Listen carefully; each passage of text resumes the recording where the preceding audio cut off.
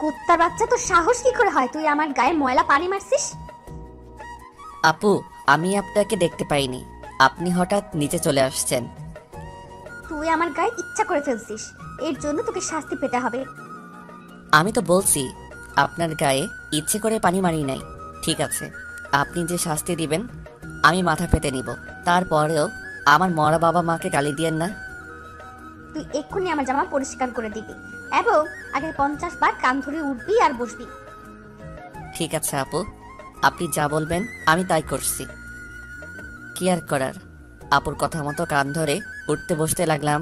আপু রুমে গিয়ে জামা চেঞ্জ করে ময়লা জামা আমার সামনে দিয়ে রুমে চলে গেল। কান ধরা শেষ করে আপুর জামাগুলো নিয়ে ওয়াশরুমে চলে গেলাম। জামা পরিষ্কার করে ছাদের উপরে দিয়ে নিজের রুমে আসলাম। ওয়াশরুমে ঢুকে ফ্রেশ হয়ে কলেজে যাওয়ার জন্য রেডি হতে লাগলাম। রেডি হতে হতে আপনাদের পরিচয়টা দিয়ে দেই, আমি রাসেল। দুনিয়ায় আপন বলতে কেউ নেই। মা আমাকে জন্ম দেওয়ার 5 মাস পর অসুস্থ হয়ে মারা যায়। এরপর বাবা আমাকে লালন পালন করে। কোনো রকম এসএসসি পাশ করার পর আব্বু রোড দুর্ঘটনায় মারা যায়। আব্বু রিক্সা চালিয়ে আমার পড়ালেখার খরচ চালিয়েছে। বাবা মারা যাওয়ার 1 মাস পর ঢাকায় চলে আসি। রাস্তা দিয়ে হাঁটতে আসি, কোথায় যাব কি করব কিছুই মাথায় আসছে না। এই ঢাকা শহরে আমার কেউ নেই, তাই যাওয়ার মতো স্থান নেই। এসব ভেবে হাঁটতেছি, হঠাৎ একটা গাড়ি এসে আমাকে ধাক্কা মারে। আমি রাস্তার এক পাশে গিয়ে পড়ি। এরপর আর কিছু মনে নেই। যখন চোখ খুলি তখন দেখি আমি একটা হাসপাতালের কেবিনে শুয়ে আছি। আমার পাশে একজন বাবার বয়সী লোক বসে আছে। আমাকে চোখ খুলতে দেখে উনি বলল, যাক, অবশেষে তোমার জ্ঞান ফিরেছে। আজ 1 দিন পর তোমার জ্ঞান ফিরেছে। আমার কি হয়েছে? আমি হাসপাতালে কেন?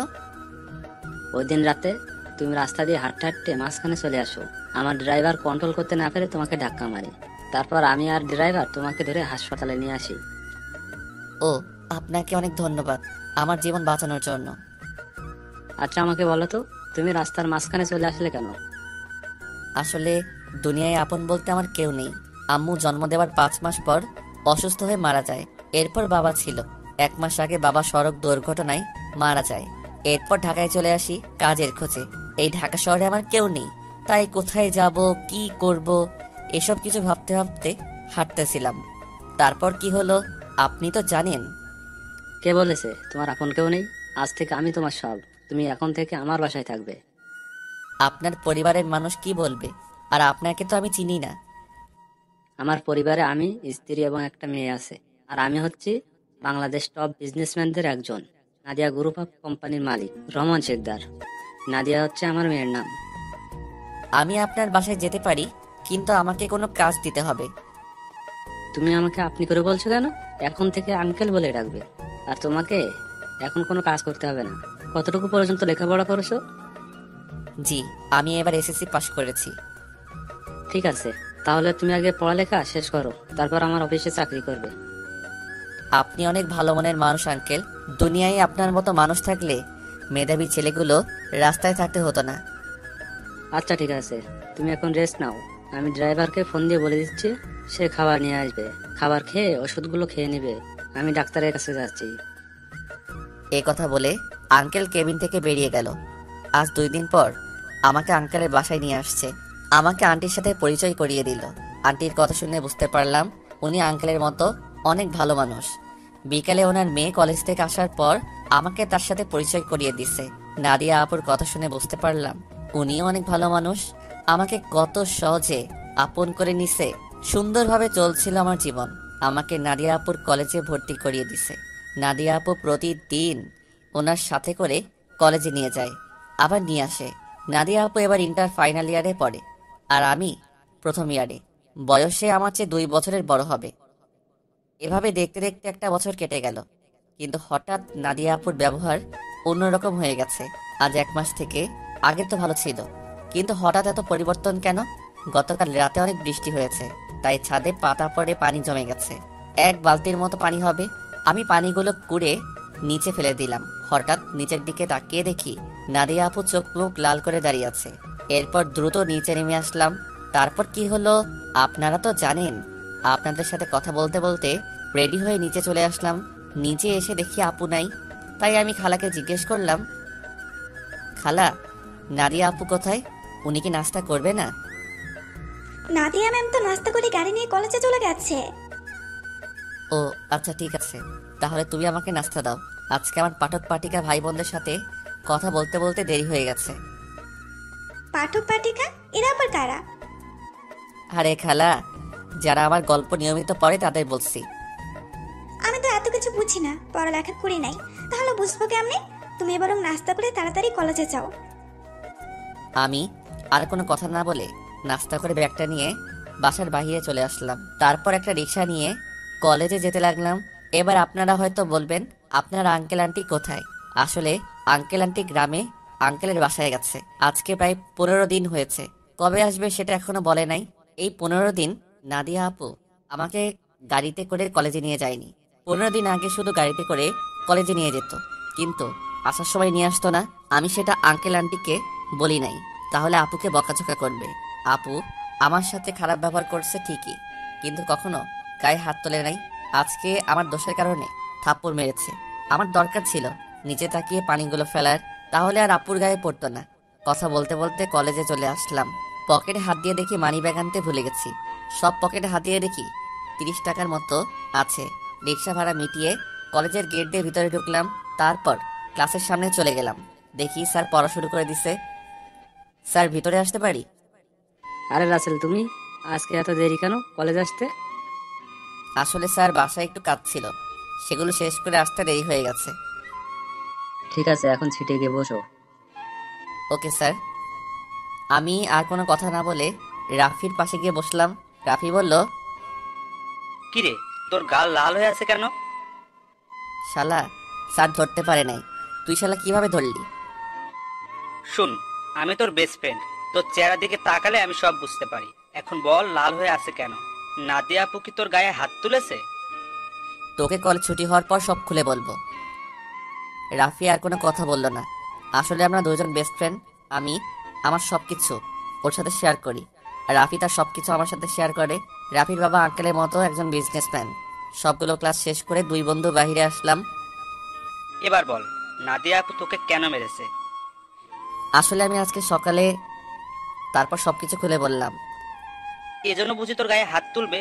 হাত তো তুলেছে, আবার কান ধরে উঠবাস করিয়েছে, জামা কাপড় পরিষ্কার করিয়েছে।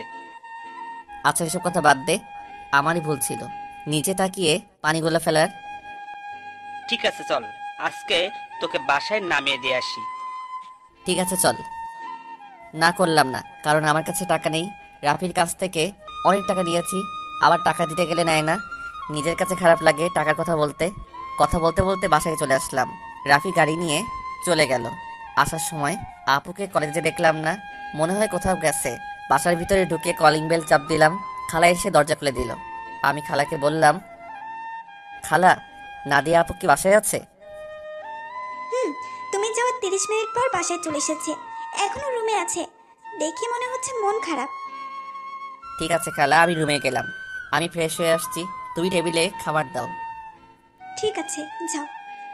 আমি রুমে এসে ব্যাগটা টেবিলের উপর রেখে ওয়াশরুমে চলে গেলাম। ফ্রেশ হয়ে একটা জামা গায়ে দিয়ে নিচে চলে আসলাম।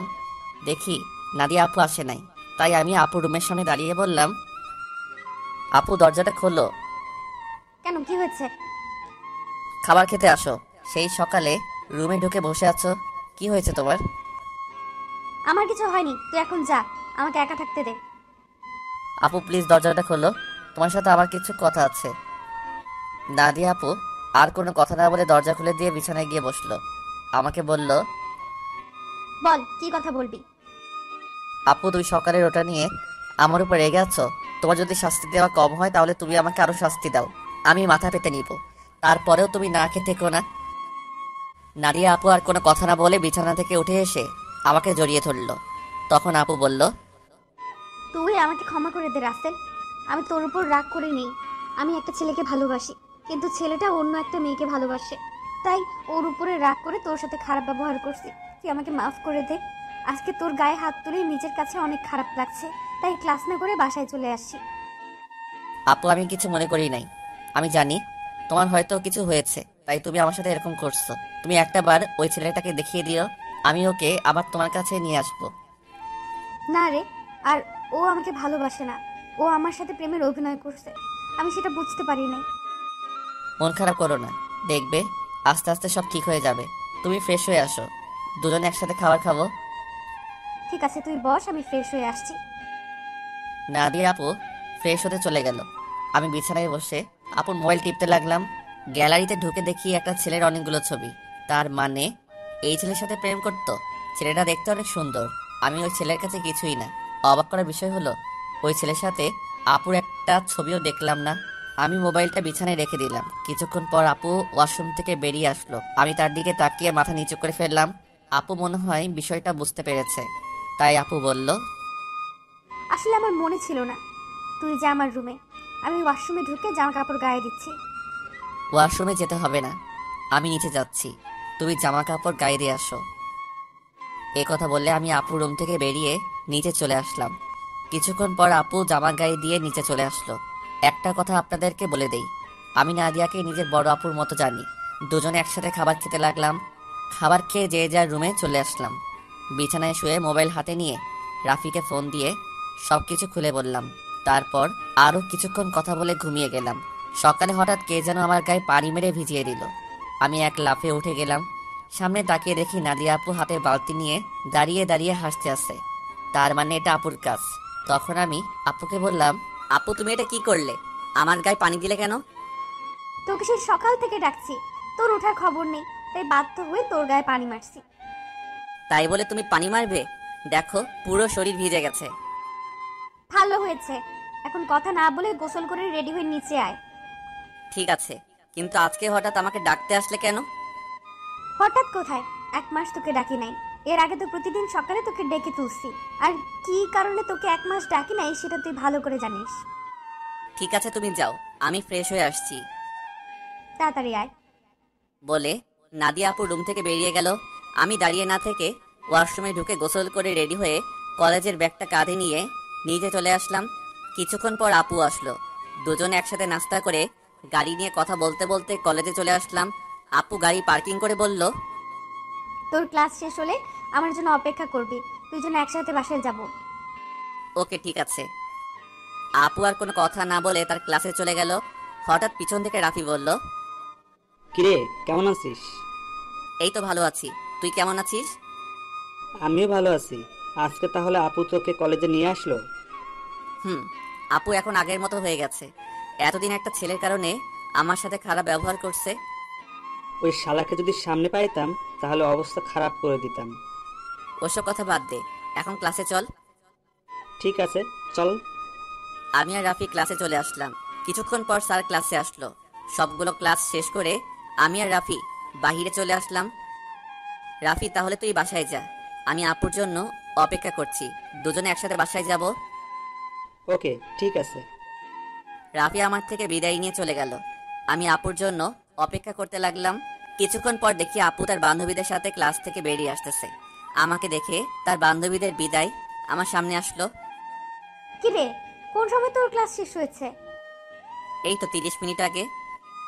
ও, আমার একটা এক্সট্রা ক্লাস ছিল, তাই আসতে একটু দেরি হয়ে গেছে। কোনো সমস্যা নেই, তুমি গাড়ি নিয়ে আসো। তুই দাঁড়া, আমি গাড়ি নিয়ে আসছি। আপু গাড়ি নিয়ে আমার সামনে আসলো। তারপর আপুর সাথে সামনের সিটে বসলাম। দুজনে কথা বলতে বলতে বাসায় চলে আসলাম। আপু তার রুমে চলে গেল, আমি আমার রুমে চলে আসলাম। ফ্রেশ হয়ে নিচে এসে আপু আর আমি একসাথে খাবার খেয়ে রুমে চলে আসলাম। দেখতে দেখতে 1 মাস চলে গেল। এখন আপুর সাথে আগের থেকে অনেক ফ্রি হয়ে গেছি। এখন আপু আমার সব সময় খেয়াল রাখে। কলেজে কোনো মেয়ের সাথে কথা বলতে দেয় না, আমাকে শাসনের উপর রাখে। আপুর এসব আমার অনেক ভালো লাগে। আমি আপুকে কিছু বলি না। এখন ওই ছেলের কথা আপু একদম মাথা থেকে ঝেড়ে ফেলে দিছে। আমার সাথে সব সময় দুষ্টুমি করে, বড় বোন হিসেবে ছোট ভাইয়ের সাথে করতে পারে। আমি আপুকে সব সময় নিজের বড় বোনের চোখে দেখি। আঙ্কেল আন্টি তারা বাসায় চলে এসেছে। আঙ্কেল এখন আগের মতো অফিস দেখাশোনা করে। আমাদের কলেজ আজকে 1 মাসের জন্য ছুটি দিয়েছে, কারণ কলেজে নতুন করে রং লাগাবে, তাই 1 মাস কলেজ বন্ধ থাকবে। রাতে সবাই একসাথে খাবার খাচ্ছি, তখন আঙ্কেল বলল, শুনেছি তোদের কলেজ নাকি 1 মাসের জন্য বন্ধ থাকবে। আব্বু কলেজে কিছু কাজ করবে তাই বন্ধ দিয়েছে। তাহলে তুই আর রাসেল তোর নানার বাড়ি থেকে কিছুদিন ঘুরে আয়। সবসময় তো দুইজনই বাসায় থাকিস, কোথাও যাস না।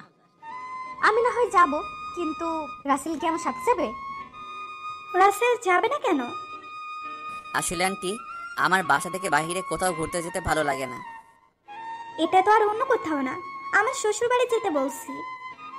রাসেল আমার সাথে না গেলে আমিও কোথাও যাব না। ঠিক আছে আপু, আমি তোমার সাথে যাব। এবার খুশি? অনেক খুশি। তাহলে কালকে সকালে তোরা দুজনে রওনা দে।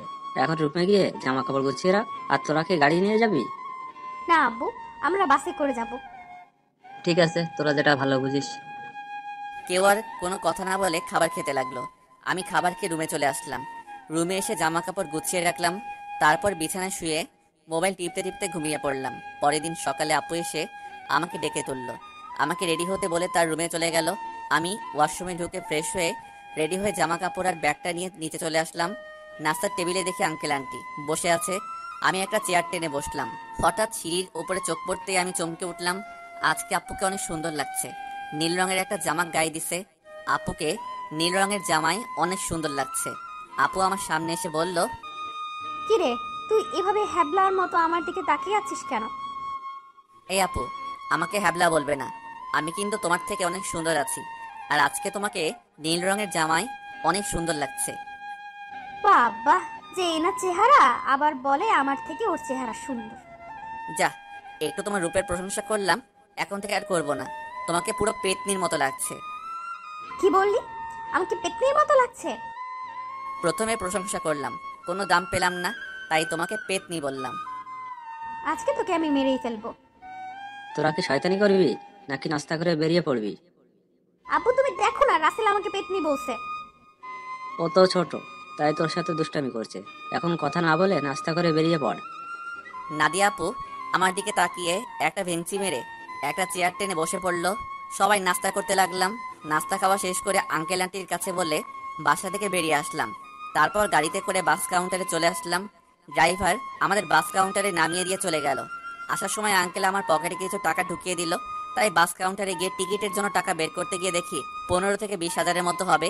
আমি 2টা টিকিট নিলাম। তারপর টিকিট নিয়ে দুজনে বাসে উঠলাম। দুজনের একসাথে সিট। বাস 20 মিনিট পর ছেড়ে দিল। এই দেখছেন আমি কেমন মানুষ। নাদিয়া আপুর নানার বাড়ির কথা বলতে ভুলে গেছি। আপুর নানার বাড়ি যশোরে। আমি কখনো যাইনি, কিন্তু আপুকে একবার যেতে দেখেছি, তাই আপু সব চিনে। শোন, নানার বাড়িতে গিয়ে কোনো মেয়ের সাথে কথা বলতে পারবি না, আর রিয়ার থেকে দূরে দূরে থাকবি। আমি কি আর কখনো তোমার নানার বাড়ি গেছি? আমি তো কাউকে চিনি না। আর এই রিয়াটাকে? রিয়া হচ্ছে আমার মামাতো বোন, ও তোর সেম ক্লাসে পড়ে। ঠিক আছে, কিন্তু ও যদি আমার সাথে কথা বলতে আসে তখন কি করব? তুই বলবি না। আমি যদি না কথা বলি তাহলে বলবে আমি বোবা, আর না হয় বলবে আমি বেশি ভাব দেখাই। কথা বলবি, কিন্তু বেশি কথা বলতে পারবি না। ঠিক আছে। আমি মনে মনে বললাম, আগে তো রিয়া মেয়েটাকে একবার দেখি, পছন্দ হলে তার সাথে প্রেম করব। এই নাদিয়া আপুর জন্য আজ পর্যন্ত কোনো মেয়ের সাথে প্রেম করতে পারলাম না। তো যাই হোক, দুজনে কানে হেডফোন লাগিয়ে গান শুনতে লাগলাম। বাস এসে একটা রেস্টুরেন্টে থামলো। তখন আমি নাদিয়া আপুর দিকে তাকিয়ে দেখি ঘুমিয়ে আছে। আমি আপুকে ডাক দিলাম। আপু চোখ খুলে বলল, কিরে, ডাকছিস কেন? আপু বাস একটা রেস্টুরেন্টে থামছে, চলো দুজনে খাবার খেয়ে নেই। ঠিক আছে, চল। নাদিয়া আপু আর আমি বাস থেকে নেমে রেস্টুরেন্টের ভিতরে ঢুকে গেলাম। আপু ওয়াশরুমে ঢুকে ফ্রেশ হয়ে আসলো। আমি অন্য একটা ওয়াশরুমে ঢুকে ফ্রেশ হয়ে আসলাম। দুজনে গিয়ে একটা টেবিলে গিয়ে বসলাম। আপু ওনার মতো করে অর্ডার করলো, আমি আমার মতো অর্ডার করলাম। কিছুক্ষণ পর ওয়েটার খাবার নিয়ে আসলো। দুজনে খাবার খেতে লাগলাম। খাবার খেয়ে দুজনে আবার বাসের ভিতরে চলে আসলাম। আবার আগের মতো বসে পড়লাম।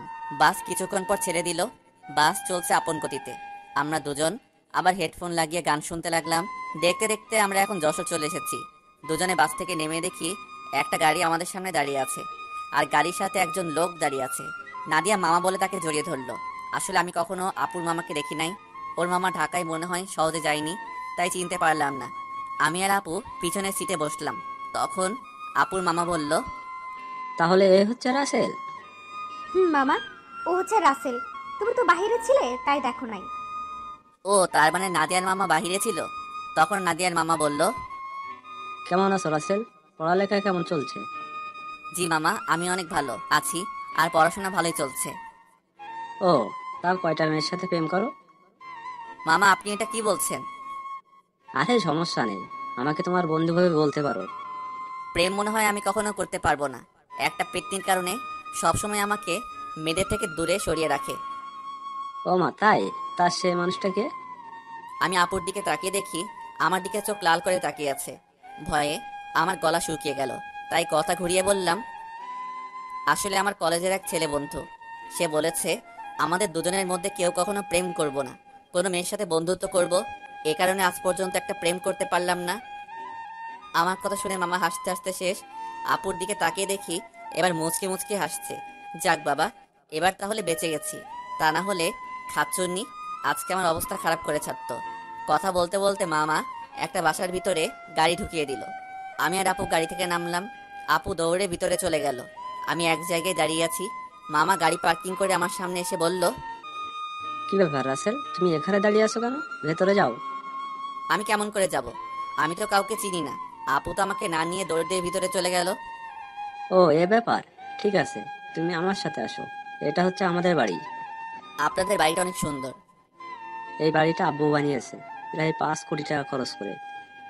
বাইরে থেকে যদি এত সুন্দর হয়, না জানি ভিতরে দেখতে কেমন। ভিতরে আসো, তারপর দেখো কেমন লাগে। দুজনে কথা বলতে বলতে ভিতরে গেলাম। ভিতরে ঢুকে আমি তো আরো অবাক হয়ে গেলাম। পুরো বাড়িটা রাজপ্রাসাদের মতো। বাইরে থেকে ভেতর কেমন লাগছে? অনেক সুন্দর মামা। গ্রামের ভেতরে আমাদের বাড়িটা 1 নম্বরে আছে। এমন বাড়ি আর কোথাও নাই। হুম। ঠিক আছে, তুমি উপরে গিয়ে ডান হাতের পাশের রুমে চলে যাও। যতদিন এই বাড়িতে থাকবে ততদিন ওই রুমেই থাকবে। ওকে, ঠিক আছে মামা। এই বলে আমি সিঁড়ি বেয়ে উপরে উঠলাম। তারপর হাতে ডান পাশের রুমে ঢুকে গেলাম। ভিতরে ঢুকে দেখি রুমটা অনেক সুন্দর। আমি কাঁধের ব্যাগটা বিছানায় রেখে জামা কাপড় বের করে ওয়াশরুমে ঢুকে গেলাম। গোসল করে একটা জামা গায়ে দিয়ে রুম থেকে বেরিয়ে আসতেই কারোর সাথে ধাক্কা খেয়ে নিচে পড়ে গেলাম। নিচে তাকিয়ে দেখি আমি একটা মেয়ের গায়ের উপর পড়ে আছি। মেয়েটা দেখতে খুবই সুন্দর, যে কোনো ছেলে দেখলে প্রেমে পড়ে যাবে। তো যাই হোক, আমি তাড়াতাড়ি মেয়েটার উপর থেকে উঠে গেলাম। হাত বাড়িয়ে মেয়েটাকে দাঁড় করালাম। তখন আমি বললাম, সরি, বিশ্বাস করুন আমি আপনাকে দেখতে পাইনি। সমস্যা নেই, কিন্তু আপনাকে তো ঠিক চিনতে পারলাম না। আপনি কে, আর আমাদের বাড়িতে কি করে? আমি রাসেল, নাদিয়া আপুর সাথে এসেছি। আমি নাদিয়া আপুদের বাসায় থাকি। ও, তার মানে আপনি রাসেল। ফুফা ফুফির কাছে আপনার কথা শুনেছি। আমি রিয়া, নাদিয়াপুর মামাতো বোন। ও, তার মানে আপু আসার সময় আপনার কথা বলছে? নাদিয়া আপু আপনাকে আমার ব্যাপারে কি বলছে? তেমন কিছু না, বলছে আপনি নাকি আমার সেম ইয়ারে পড়েন। বাকিটা বললাম না, শুনলে রিয়া কষ্ট পাবে, তাই ওই কথা বললাম না। তখন রিয়া বলল, ও, তার মানে আপনি আমার সেম ইয়ারে পড়েন। তাহলে আমরা আপনি করে বলছি কেন? আমরা তোর নাম এবং তুই করে বলতে পারি। ঠিক আছে, এখন থেকে তুই করে বলবো। এখন চলো নিচে যাই। আসার পর তোর আম্মুর সাথে কথা বলি নাই এবং তোর দাদা দাদির সাথে দেখা করি নাই। ঠিক আছে, চল। আমি আর রিয়া দুজনে নিচে চলে আসলাম। আপুর দিকে তাকিয়ে দেখি আমার দিকে চোখ লাল করে তাকিয়ে আছে, মনে হয় আমাকে গিলে খাবে। আসসালামু আলাইকুম মামি, কেমন আছো তুমি? আমি ভালো আছি, তুমি কেমন আছো? আমাদের বাসায় তো কখনো আসো নাই, তোমাকে অনেকবার বলছি আসার জন্য। আমি ভালো আছি মামি। আসলে মামি, আমার বাসা থেকে কোথাও যেতে ভালো লাগে না। আপু আমাকে নিয়ে এসেছে। নাদিয়া যদি না বলতো তাহলে বুঝি আসতে না? আসলে তেমন কিছু না মামি। আচ্ছা, এসব কথা বাদ দাও তো। এখন বলো, নানা নানি কোথায়? তাদের তো দেখছি না। আসলে আব্বু আম্মুকে নিয়ে তার ভাইয়ের বাসায় বেড়াতে গেছে। বুড়ো বয়সে ঘুরতে গেছে তারা? বুড়ো হলে বুঝে যেতে পারে না? আমি সেটা বলি নাই, মানে তাদের ভালোবাসা বুড়ো বয়সে এখনো আছে। এত কথা না বলে খাবার খা। খাবার খেয়ে তুই আমার রুমে আসবি, তোর সাথে আমার কথা আছে। ঠিক আছে আপু। আর কোনো কথা না, খাবার খেয়ে নিচের রুমে চলে আসলাম। কিছুক্ষণ রেস্ট নিয়ে আপুর রুমের সামনে গিয়ে বললাম, আপু ভিতরে আসবো? আয় বস। আমি ভিতরে ঢুকে দেখি আপুর চোখ দিয়ে পানি পড়ছে। তখন আমি আপুকে বললাম, আপু তোমার কি হয়েছে? তোমার চোখ দেখে বোঝা যাচ্ছে তুমি মনে হয় কান্না করছো। তোকে আসার সময় কি বলছি তোর মনে নেই? তুই রিয়ার সাথে কথা বলছিস কেন? বারে, কথা বললে সমস্যা কোথায়? তোমাকে বলছি না আমি বেশি কথা বলবো না। ঠিক আছে, তুই এখন আমার রুম থেকে কোথাও যাবি না, আমার রুমে বসে থাকবি। আপু, পুরোটা রাস্তায় জার্নি করে আসছি, তাই ভাবছি একটা ঘুম দিমু। তাহলে আমার রুমে ঘুমিয়ে পড়, তোর রুমে যাওয়া লাগবে না। যদি বাড়ির মানুষ অন্য কিছু ভাবে তখন কি হবে? এই বাসার সবাই জানে আমি তোর থেকে বড়, তাহলে অন্য কিছু ভাববে না। কথা না বলে ঘুমিয়ে পড়। আমি আর কোনো কথা না বলে আপুর বিছানায় ঘুমিয়ে পড়লাম। এবার আপনাদের কিছু কথা বলি। আসলে নানা নানি এবং মামি অনেকবার ঢাকায় গেছে, তাই ওদের চিনি। কিন্তু রিয়া কখনো ঢাকায় যায়নি, আর কেন যায় না সেটা আমি বলতে পারবো না। আমার ঘুম আসার পর আপু আমার দিকে তাকিয়ে আছে আর মনে মনে বলে, রাসেল, তুই কি আমার মুখের কথা বুঝতে পারিস না? আমি তোর এত খেয়াল কেন রাখি? তোকে কোনো মেয়ের সাথে কথা বলতে দেইনি কেন? কারণ আমি তোকে অনেক ভালোবাসি। তোকে যদি আমার জীবনে না পাই তাহলে আমার এই জীবন শেষ করে দিব। আমি তোকে অন্য মেয়ের সাথে সহ্য করতে পারবো না। এই কথা বলে আপু আমার কপালে এবং গালে 4-5টা চুমু খেলো। তারপর রুম থেকে বেরিয়ে রিয়ার রুমে গেল। রিয়া বিছানায় শুয়ে কি যেন ভাবছে। তখন আপু রিয়ার পাশে বসে বলল, কি রে রিয়া, তোকে দেখে বোঝা যাচ্ছে তুই কিছু একটা নিয়ে চিন্তিত আছিস। আসলে আপু তেমন কিছু না। এখন বলো হঠাৎ আমার রুমে? কেন, তোর রুমে কি আসা যাবে না?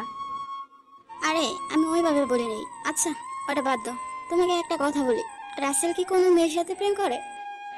কেন, আমার জানা মতে রাসেল কোনো মেয়ের সাথে প্রেম করে না। তা এটা কেন জিজ্ঞেস করলি? না আপু, এমনি জিজ্ঞাসা করলাম। তা আপু তোমার লেখাপড়া কেমন চলছে? আমার তো ভালোই চলছে, তোর কেমন চলছে? আমারও ভালোই চলছে। ঠিক আছে, তুই থাক, আমি রুমে গেলাম। এই কথা বলে আপু নিজের রুমে চলে আসলো। আর এদিকে রিয়া ভাবছে, তাহলে আমার লাইন ক্লিয়ার, আমি রাসেলকে আমার করে নিব। আমি ওকে প্রথম দেখে ভালোবেসে ফেলেছি, আমাকে চেয়ে করেই হোক রাসেলের মন জয় করতে হবে। কিন্তু আমি ওর মন জয় করব কেমন করে? তখন রিয়া ভাবতে লাগলো। হঠাৎ তার মাথায় একটা বুদ্ধি আসে, আমাকে তার সাথে প্রতিদিন কলেজে নিয়ে যাবে। তারপর আস্তে আস্তে রাসেলকে রিয়ার প্রতি দুর্বল করবে। বিকালে ঘুম থেকে উঠে দেখি আপু আমার পাশে শুয়ে আছে, যেন একটা পিচ্চি মেয়ে আমার পাশে শুয়ে আছে। আমি আপুর দিকে তাকিয়ে বিছানা থেকে নামতেই আপুর ঘুমটা ভেঙে গেল। কি ব্যাপার আপু, তুমি উঠলে কেন? ঘুম ভেঙে গেছে তাই উঠে গেলাম। তুই ফ্রেশ হয়ে আয়, দুজনে মিলে গ্রামটা ঘুরে দেখবো। ঠিক আছে, আমি রুমে গিয়ে ফ্রেশ হয়ে আসছি। এই বলে আপু রুম থেকে বেরিয়ে নিজের রুমে চলে আসলাম। ওয়াশরুমে ঢুকে ফ্রেশ হয়ে একটা জামা গায়ে দিয়ে নিচে নেমে আসলাম। নিচে এসে দেখি রিয়া সোফায় বসে টিভি দেখছে। আমাকে দেখে সামনে এসে বলল, কি রে, তুই কি কোথাও যাবি? আপু, আর আমি তোদের গ্রামটা ঘুরে দেখব। আপু ফ্রেশ হয়ে আসছে। ঠিক আছে, তোরা আমার জন্য কিছুক্ষণ অপেক্ষা কর, আমিও তোদের সাথে যাব। এই বলে রিয়া দৌড় দিয়ে তার রুমে চলে গেল। কিছুক্ষণ পর আপু বেরিয়ে আসলো। আপুকে দেখতে অনেক সুন্দর লাগছে। আপু আমার সামনে এসে বলল, রাসেল, আমি রেডি, এবার চল। একটু দাঁড়াও, রিয়া বলেছে সেও আমাদের সাথে যাবে, আমাদের অপেক্ষা করতে বলছে। আপু রিয়ার কথা শুনে মুখটা বেজার করে ফেললো। আমি বুঝতে পারছি, কিন্তু আমি তো আর রিয়াকে মানা করতে পারবো না। কিছুক্ষণ পর রিয়াও বেরিয়ে আসলো। রিয়াকেও অনেক সুন্দর লাগছে, হালকা মেকআপ করছে, তাতে অনেক সুন্দর লাগছে রিয়াকে। তারপর আমরা তিনজন বাসা থেকে বেরিয়ে গ্রামের ভিতর দিয়ে হাঁটতে লাগলাম। গ্রামের দৃশ্য দেখতে অনেক সুন্দর, মন চায় সারাদিন সবুজ শ্যামল এই গ্রামটা ঘুরে দেখতে। কি সুন্দর বাতাস বয়ে যাচ্ছে, বাতাসে আপু এবং রিয়ার চুল উঠছে। তাদের দিকে তাকিয়ে দেখি ওরা দুজন আমার দিকে তাকিয়ে আছে। আমি তো কিছুই বুঝতে পারলাম না। ঘুরতে ঘুরতে রাত 8টা বেজে গেল। আসলে আমরা রিয়াদের বাজারে আসছি, এখানে ফুচকা আইসক্রিম খেয়েছি। আপু বেশি খাইনি, চেহারাটা কেমন করে যেন রেখেছে। মনে হয় রিয়াকে সাথে করে আনার জন্য মন খারাপ করে ফেলছে। তো যাই হোক, তিনজনে হাঁটতে হাঁটতে বাসায় চলে আসলাম। যে যার রুমে চলে আসলাম। আমি ওয়াশরুমে ঢুকে ফ্রেশ হয়ে নিচে চলে আসলাম। সবার সাথে খাবার খেতে লাগলাম। আপু খাবার খাচ্ছে না, হঠাৎ হাত ধুয়ে রুমে চলে গেল। আমি হালকা কয়েকটা খাবার খেয়ে আপুর রুমে চলে আসলাম। রুমে এসে দেখি আপু বিছানায় শুয়ে আছে। আমি আপুর সামনে গিয়ে বললাম, আপু, আমি রিয়াকে আমাদের সাথে যেতে বলি নাই, সে নিজে এসেছে আমাদের সাথে। আপু কোনো কথা বলছে না, আবার অন্যদিকে মুখ ঘুরিয়ে নিল।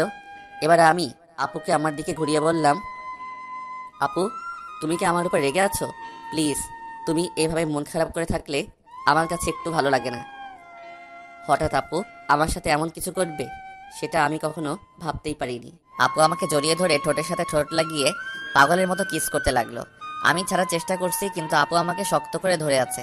প্রায় 5 মিনিট পর ছেড়ে দিয়ে কান্না করতে করতে বলল, তুই তো কিছু বুঝিস না, আমি কেন তোকে অন্য মেয়ের সাথে কথা বলতে দিই না। তোকে সবসময় চোখে চোখে রাখি, তোরা তো কেয়ার করি, কারণ আমি তোকে ভালোবাসি। আমি তোকে অন্য মেয়ের সাথে কথা বলতে দেখলে সহ্য করতে পারি না। আমি তোকে অনেক ভালোবাসি রাসেল। আমি তো আপুর কথা শুনে অবাক হয়ে গেলাম। আপু এটা কি বলছে? তখন আমি আপুকে বললাম, আপু, তোমার মাথা কি ঠিক আছে? তুমি এটা কি বলছো? আমি তোমাকে বড় বোনের মতো সম্মান করি। আমি মনে করছি তুমি আমাকে ছোট ভাই হিসেবে এত কেয়ার এবং খেয়াল রাখো। না, আমি তোকে ভালোবাসি বলে এত কেয়ার এবং খেয়াল রাখি। প্লিজ রাসেল, তুই আমাকে ফিরিয়ে দিস না। আপু, এটা কখনো সম্ভব নয়। তুমি আমার 2 বছরের বড়। এটা পরিবারের এবং আঙ্কেল আন্টি কখনো মেনে নিবে না। সমাজের মানুষ নানান ধরনের কথা বলবে। আমি পারবো না তোমাকে ভালোবাসতে। তুই যদি আমাকে ভালো না বাসিস তাহলে আমি নিজেকে শেষ করে দিব। আমি তোকে ছাড়া বড় অসহায়। আমি তোকে ছাড়া থাকতে পারবো না। এই তোমাদের মতো মেয়েদের বাংলা সিনেমার মতো একটা ডায়লগ আছে, কাউকে নিজের করে না পেলে আত্মহত্যা করবে, হাত কেটে ফেলবে, ছাদ থেকে লাফ দিবে, এমনকি বিষ খাবে। এগুলো ছাড়া আর কি তোমরা কিছু করতে পারো না? যাকে ভালোবাসি তাকে যদি নিজের করে না পাই, তাই মেয়েরা এসব করতে বাধ্য হয়। আমি তোকে সত্যি অনেক ভালোবাসি। আপু, আমি তোমাকে বোনের মতো জানি। আমি তোমাকে কখনো ভালোবাসতে পারবো না। তুমি এসব বিষয়ে আমার সাথে কথা বললে আমি তোমাদের সবাইকে ছেড়ে চলে যাব। না না, তুই কোথাও যাস না। তোকে না দেখলে আমি থাকতে পারবো না। ঠিক আছে, আমি আর কখনো তোকে ভালোবাসার কথা বলবো না। কথাটা যেন মনে থাকে। আগে যেভাবে চলতে এখনো সেভাবে চলবে। আমি এখন রুমে গেলাম। এই বলে নিজের রুমে চলে আসলাম। রুমে এসে বিছানায় শুয়ে আপুর কথাগুলো ভাবতে লাগলাম। আপু এটা কেমন করে বলল? আঙ্কেল আন্টি যদি জানতে পারে তাহলে আমাকে বাসা থেকে বের করে দিবে। তারপর আমি কোথায় যাব? এসব কিছু ভাবতে ভাবতে কখন যে ঘুমিয়ে গেছি মনে নাই। সকালে রিয়া রুমে এসে ডাকতে লাগলো। ওই রাসেল, ওর তাড়াতাড়ি। কি হয়েছে, ডাকছিস কেন? আজকে তুই আমার সাথে কলেজে যাবি, তাই তোকে ডাকতে আসলাম। আমি তোর কলেজে যাব কেন? আমি তো তোর কলেজে পড়ি না। সেটা তো আমি জানি, তোকে আমাদের কলেজটা ঘুরে দেখাবো। তাড়াতাড়ি ওঠ। ঠিক আছে, তুই যা, আমি ফ্রেশ হয়ে আসছি। রিয়া আর কোনো কথা না বলে আমার রুম থেকে বেরিয়ে গেল। আমি বিছানা থেকে উঠে ওয়াশরুমে ঢুকে ফ্রেশ হয়ে রেডি হয়ে নিচে চলে আসলাম। নিচে এসে দেখি মামা মামি নাস্তার টেবিলে বসে আছে। আমি গিয়ে একটা চেয়ার টেনে বসলাম। তা রাসেল, রাতে ঘুম কেমন হয়েছে? অনেক ভালো ঘুম হয়েছে মামা। তা তুমি এত সকালে ঘুম থেকে উঠলে কেন? রিয়া আমাকে ঘুম থেকে উঠিয়ে দিল তার সাথে কলেজে যাওয়ার জন্য। আমাকে নাকি তাদের কলেজটা ঘুরে দেখাবে। ও ঠিক আছে, তোমরা নাস্তা করো, আমি নাদিয়াকে ঘুম থেকে ডেকে তুলছি। আপু এখনো ঘুম থেকে উঠে নাই? এখনো তো উঠে নাই। গতকাল রাতে অল্প কয়টা খাবার খেয়েছে। মেয়েটার হঠাৎ কি হলো? কি আর হবে, মনে হয় ভালো লাগছে না তাই খাবার কম খেয়েছে। হঠাৎ রিয়া এসে একটা চেয়ার টেনে আমার পাশে বসলো। তখন রিয়া বলল, কি হয়েছে আম্মু? তোমরা কি নিয়ে কথা বলছো? তোর নাদিয়া আপুর কথা বলছে। মেয়েটার হঠাৎ কি হয়েছে? আপুর আবার কি হবে? কালকে তো আমার সাথে সুন্দরভাবে ঘোরাঘুরি করছে। মনে হয় অনেক হাঁটাহাঁটি করাতে শরীর খারাপ লাগছে। হয়তো তাই হবে। ঠিক আছে, তোরা নাস্তা করে কলেজে যা। আমি নাদিয়া ঘুম থেকে উঠলে তাকে জিজ্ঞেস করব। কেউ আর কোনো কথা না বলে নাস্তা খেতে লাগলো। আর আমি তো জানি আপু কেন এমন করছে। আপু যেটা চাচ্ছে সেটা কখনোই সম্ভব নয়। আমি কখনো আপুকে ওই রকম চোখে দেখি নাই। রিয়া আর আমি নাস্তা করে মামাকে বলে বাসা থেকে বেরিয়ে আসলাম। তখন রিয়া বলল, আচ্ছা রাসেল, দেখতে আমাকে কেমন লাগছে? আমি তো এতক্ষণ রিয়ার দিকে খেয়াল করি নাই। আজকে রিয়াকে অনেক সুন্দর লাগছে। রিয়ার সৌন্দর্য ফুটে তুলছে তার ঠোঁটের পাশের তিলটাই। তখন আমি বললাম, আজকে তোকে অনেক সুন্দর লাগছে। যে কোনো ছেলে দেখলে প্রেমে পড়ে যাবে। কোনো ছেলে পড়ার দরকার নেই, তুই বললেই হবে। ওই বিড়বিড় করে কি বলছিস? কিছু না, একটা রিক্সা ডাক দে। বাসায় গাড়ি থাকতে রিক্সায় করে কলেজে যাবি কেন? আমার মন বলছে তুই একটা রিক্সা ডাক দে। ওই একটা রিক্সা ডাক দিব কেন? আমরা তো দুইজন এখানে, একটা রিক্সায় কি করে যাব? ওই হারামি, রিক্সায় করে আমি আর তুই যেতে পারবো না। বেশি কথা না বলে রিক্সা ডাক দে। ঠিক আছে, দিচ্ছি। একদিনের পরিচয় তুই আমার সাথে এভাবে ঝগড়া করছিস? তোর সাথে তো এখনো কিছুই করি রে। তাড়াতাড়ি রিক্সা ডাক দে, এমনি দেরি হয়ে যাচ্ছে। আমি আর কোনো কথা না বলে একটা রিক্সা ডাক দিলাম। দুজনে রিক্সায় উঠলাম। তখন রিয়া বলল, আচ্ছা রাসেল, তুই কি কখনো প্রেম করেছিস কোনো মেয়ের সাথে? আমার দ্বারা এসব হবে না। আমার সাথে কোনো মেয়ে প্রেম করবে না। আমার চেহারা ভালো না। কে বলেছে তোর চেহারা খারাপ? তুই দেখতে অনেক সুন্দর। সুন্দর হলে কি হবে? আপু তো আমাকে কোনো মেয়ের সাথে প্রেম করতে দিবে না। আর আমিও মনের মতো কাউকে পাইনি। আশেপাশে তাকালেও পেতে পারিস। আমার পাশে তুই ছাড়া আর তো কেউ নেই, তাহলে পাবো কি করে? আরে পাগল, তোকে কি অন্য কারো কথা বলছি? আমাকে কি চোখে পড়ে না? কি রে, চুপ করে আছিস কেন? তোর কলেজ আর কত দূর? এই তো সামনেই। তারপর দুজনে কথা বলতে বলতে রিয়ার কলেজের সামনে চলে আসলাম। আমি রিক্সা ভাড়া দিলাম। রিয়া আমাকে মানা করছে, কিন্তু তারপরেও আমি ভাড়া দিছি। দুজনে গেট দিয়ে কলেজের ভিতরে ঢুকলাম। হঠাৎ কয়েকটা মেয়ে আমাদের সামনে আসলো। তাদের একটা মেয়ে বলল, কি রে রিয়া, তোর সাথে উনি কে? আগে তো কখনো দেখিনি। আরে আমার মনে হয় কি আমাদের রিয়ার বয়ফ্রেন্ড। দেখতে কিন্তু অনেক সুন্দর। যদি রিয়ার আগে আমি দেখতাম তাহলে ওর সাথে প্রেম করতাম। ওই, তোরা কি চুপ করবি? ঋতু মিতু, তোরাও জানিস ওকে? ও হচ্ছে আমার ফুফাতো ভাই রাসেল। তুই তো কখনো আমাদের তোর ফুফাতো ভাইয়ের কথা বলিস নাই। আমি যদি জানতাম আমার ফুফাতো ভাই আছে, তাহলে তো তোদের অবশ্যই বলতাম। তোরা তো আমার ফুফাতো বোন নাদিয়া আপুকে চিনিস, ওনার ছোট ভাই। ও আচ্ছা, তা ভাইয়া কেমন আছেন? আমি এতক্ষণ ওদের কথা শুনে মাথা নিচু করে রাখলাম। আর রিয়ার কথা শুনে তো আমি আরো অবাক হয়ে গেলাম। সে ওদের সত্যিটা বলে নাই। তখন আমি বললাম, প্রথম কথা হচ্ছে আমাকে ভাইয়া বলে ডাকা যাবে না। আমি তোমাদের সাথে সেম ইয়ারে পড়ি। আর আলহামদুলিল্লাহ আমি আছি। আপনারা সবাই কেমন আছেন? যেহেতু আমাদের সাথে পড়েন তাহলে আমাদের আপনি না তুই করে বলবেন। আমরাও ভালো আছি। ঠিক আছে, পরে কথা বলা যাবে, এখন চল ক্লাসে। আমি বলি কি, তোরা ক্লাসে যা, আমি বাসায় চলে যাই। আমি এখান থেকে কি করব? তুই আমাদের সাথে ক্লাসে যাবি? যদি তোদের স্যার এবং ছাত্রছাত্রী কিছু বলে? তাও কথা ঠিক। আচ্ছা, তাহলে তুই বাসায় চলে যা, দুপুর 1টার সময় আমাকে এসে নিয়ে যাস। আমি ঠিক আছে বলে কলেজ থেকে বেরিয়ে একটা রিক্সা নিয়ে বাসায় চলে আসলাম। বাসায় কলিং বেল চাপ দেওয়ার পর মামি এসে দরজা খুলে দিল। আমাকে দেখে বলল, কি ব্যাপার রাসেল, তুমি চলে আসলে কেন?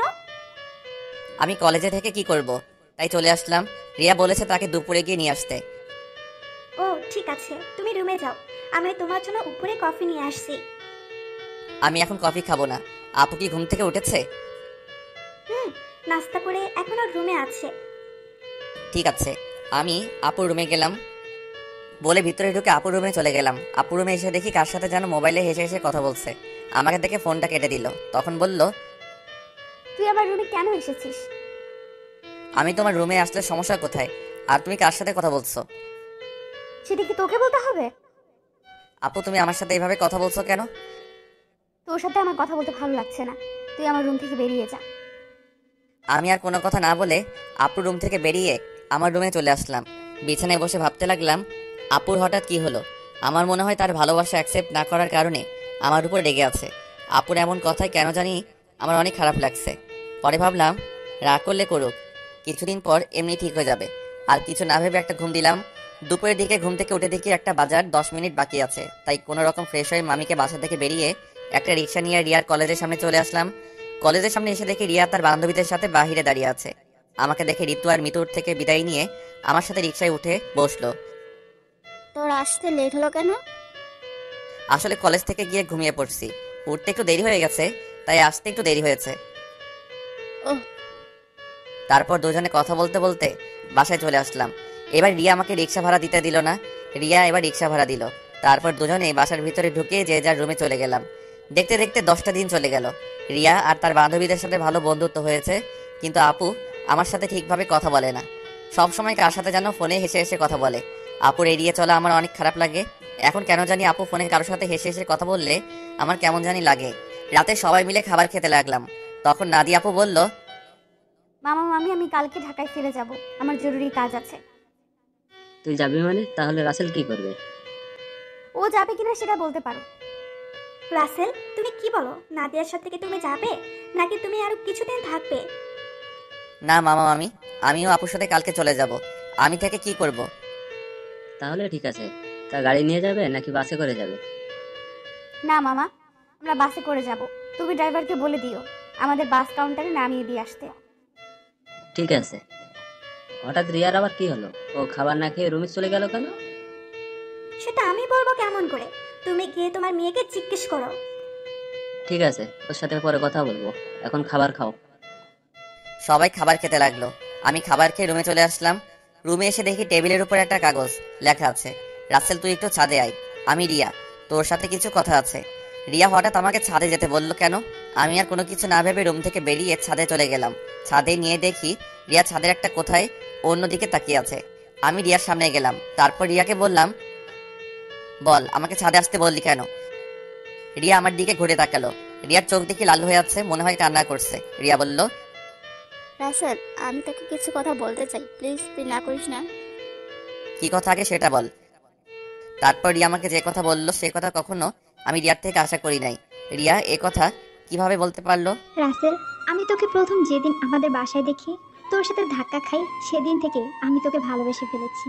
আমি মনে করেছি আর কিছুদিন পর তোকে ভালোবাসার কথা বলবো, কিন্তু যখন শুনেছি তুই কালকে ঢাকায় ফিরে যাবি, তখন আমার মনটা অনেক খারাপ হয়ে যায়। আমি আর থাকতে পারলাম না, তাই তোকে ছাদে ডেকে ভালোবাসার কথা বললাম। সত্যি রাসেল, আমি তোকে অনেক ভালোবাসি। এ কথা বলে রিয়া আমাকে জড়িয়ে ধরলো। আমি রিয়াকে বন্ধু ছাড়া অন্য কিছু ভাবি নাই, তাই ওর সাথে এত ফ্রি হয়েছি। কিন্তু রিয়া যে আমাকে ভালোবাসার কথা বলবে তা আমি কখনো ভাবিনি। আমি রিয়াকে আমার থেকে ছেড়ে বললাম, দেখ রিয়া, আমি তোকে বন্ধু ছাড়া অন্য কিছু কখনো ভাবিনি। আমি তোকে ভালোবাসতে পারবো না। তুই প্লিজ রাগ করিস না। তুই আমার থেকে অনেক ভালো ছেলে পাবি। আমাকে তুই ভুলে যা। রিয়া আমার কথা শুনে জোরে জোরে কান্না করে দিল। তারপর রিয়া বলল, তুই কেন আমাকে ভালোবাসতে পারবি না? আমি কি দেখতে খারাপ? কেন ভালোবাসতে পারবো না সেটা আমি বলতে পারবো না। আর তুই দেখতে অনেক সুন্দর। ঠিক আছে, জোর করে তার ভালোবাসা পাওয়া যায় না, কিন্তু আমি তোকে কখনো ভুলতে পারবো না। তোকে আমি অনেক ভালোবেসে ফেলেছি। প্লিজ তুই পাগলামি করিস না। দেখবি তুই আমার থেকে ভালো ছেলে পাবি। ঠিক আছে, আমি রুমে গেলাম। এ কথা বলে রিয়া ছাদ থেকে নেমে গেল। এই কারণে মেয়েদের সাথে বন্ধুত্ব করি না। আমি আর কিছু না ভেবে ছাদ থেকে নেমে নিজের রুমে চলে গেলাম। বিছানায় শুয়ে পড়লাম। পরের দিন সবার থেকে বিদায় নিয়ে আমি আর আপু বেরিয়ে আসলাম। রিয়া আর আমার সামনে আসে নাই। ড্রাইভার আমাদের বাস কাউন্টারে নামিয়ে দিয়ে চলে গেল। আসার সময় আপু একটা কথাও বলে নাই আমার সাথে। আপুর এত পরিবর্তনে আমার অনেক খারাপ লাগছে। আপুর দুষ্টমিগুলো, কেয়ার করা, সবকিছু মিস করছি। আগে ঢাকায় ফিরে যাই, তারপর আপুর সাথে কথা বলবো। টিকিট কেটে দুজনে বাসে উঠলাম। দুজনের সিট একসাথে পড়েছে। আপু জানালার পাশে গিয়ে বসলো। দেখতে দেখতে আমরা ঢাকায় এসে পৌঁছে গেলাম। ড্রাইভার আঙ্কেল আমাদেরকে নেওয়ার জন্য গাড়ি নিয়ে অপেক্ষা করছে। আমি আসার সময় ড্রাইভার আঙ্কেলকে ফোন দিয়ে আসতে বলেছি। দুজনে বাস থেকে নেমে গাড়িতে গিয়ে বসলাম। আমি ড্রাইভার আঙ্কেলের সাথে সামনের সিটে বসলাম। আপু পিছনের সিটে গিয়ে বসলো। আপুর দিকে তাকিয়ে দেখি কার সাথে যেন মোবাইলে চ্যাটিং করছে। আমি আপুর থেকে চোখ সরিয়ে নিলাম। কিছুক্ষণ পর বাসায় চলে আসলাম। আপু গাড়ি থেকে নেমে ভিতরে চলে গেল। আমি জামা কাপড়ের ব্যাগ নিয়ে ভিতরে গেলাম। আন্টি বলল, কি ব্যাপার রাসেল, তোমরা এত তাড়াতাড়ি বাসায় আসলে যে? আরো কিছুদিন থাকতে। আন্টি আপুর নাকি কাজ আছে, তাই চলে আসলাম। আর 10 দিন তো থেকে আসলাম।